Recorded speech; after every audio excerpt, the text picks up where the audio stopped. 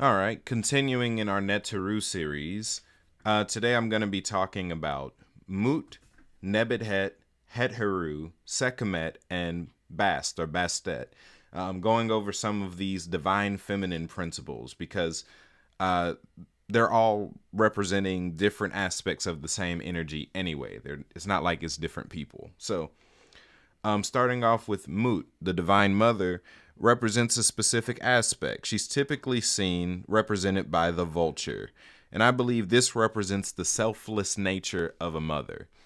In that when you observe the vulture in the wild, it's able to find it it's the resourcefulness of a mother. The ability to make a way out of no way to make sure her children are fine. And this is once again represented by the vulture. The vulture is a scavenger that lives in the desert, meaning on an even, or just if you look at it this way, there's nothing in the desert to eat, yet the vulture finds food. Not just that, if there is no food and there is no water, and you have this mother vulture here, she's so selfless and loves her children so much that she'll prick her thigh and allow her babies to drink the blood so that they can have some. She'll give of herself for them to be nourished. This even represents the relationship that we have with God, with the divine feminine, where it's our nurturer. It's where we get our genetic information. It's our blood transfusion. It's the reminder of who and what we are. Then we get into NebtHet. NebtHet means ruler of the house. Well, this refers to the fact that the house or the home is the woman's domain, in that she turns a house into a home. This is the hospitality aspect. If we were talking Mary and Martha, well, this would be Mary and Martha. This hospitality. This is also the ability to set an atmosphere, to set a mood, to create a sacred space.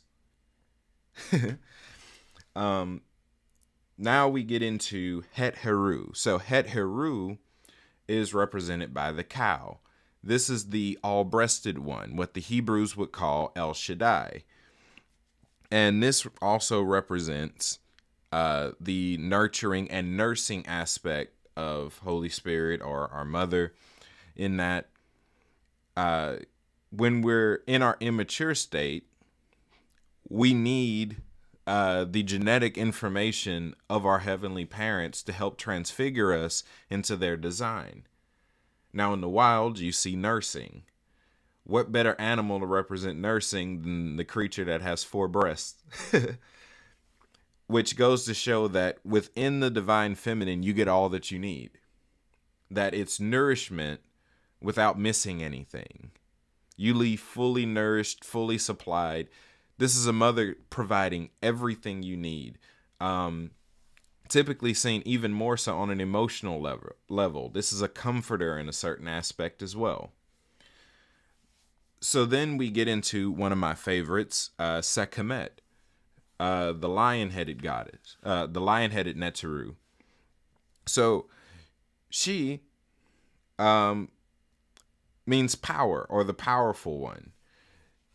She represents, in context of Ra being the sun, she represents the fiery hot heat of the sun, being both a healer and a destroyer simultaneously. Sekhemet is a great healer, also a powerful warrior, because the effects of the sun can either nourish plants and bring life. This is the life giver. This is the healer. This is the nurturer, right?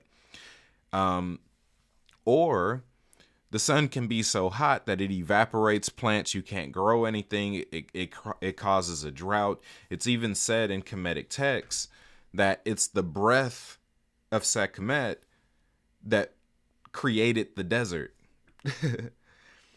And I find that fascinating. It refers to that all-consuming, inextinguishable fire that can't be put out. This is the love of God manifested. This is that purifying nature of God manifested here. And if we're talking about anatomy once again, I see this as what happens should you get a cold. Let's say something made it past set. You actually got sick. Well, this is the fever that burns up the illness or the disease from within you. This is the heat so great that it can evaporate what's in things. Well, that sounds like a fever to me. In contrast, we have Bast, the cat-headed Neteru. And she is somewhat a counterpoint. So they're kind of seen as two halves of the same coin or two aspects of the same principle. In that Bast is a nurturer as well, but she's nurturing in different aspects. She's nurturing your skills and your crafts, your arts, your creativity.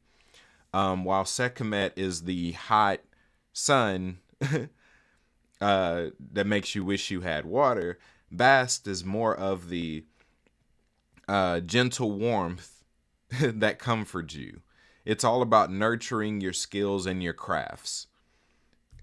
So this was a brief overview of my current understanding of Mut, NebtHet, HetHeru, Sekhemet, and Bastet. Until next time.